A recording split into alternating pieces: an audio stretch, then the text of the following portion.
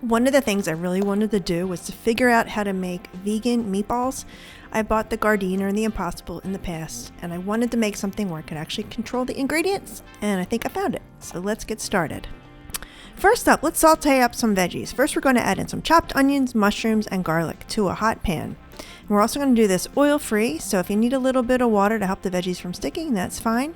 And once they soften up and reduce down, you could set them aside and let them cool. Now we want to add the walnuts to the food processor, and then we want to blend them till they're finely ground.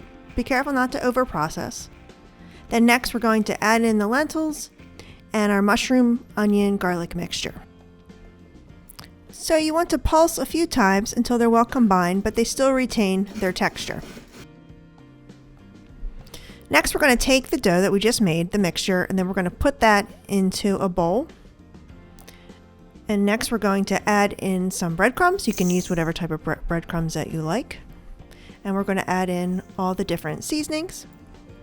And I also use fennel seeds, and what I like to do is just slightly crush them up before I add them to the mixture so they get broken down for the meatballs, for the veggie meatballs.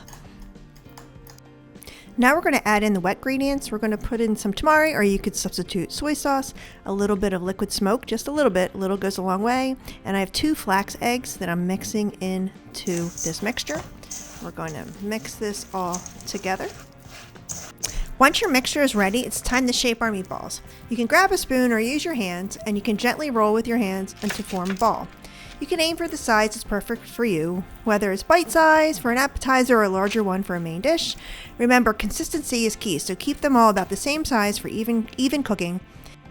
Once you have your veggie balls all ready to go, you can put them in a 375-degree oven for about 25 to 30 minutes, stirring about halfway, and you cook them to about golden brown.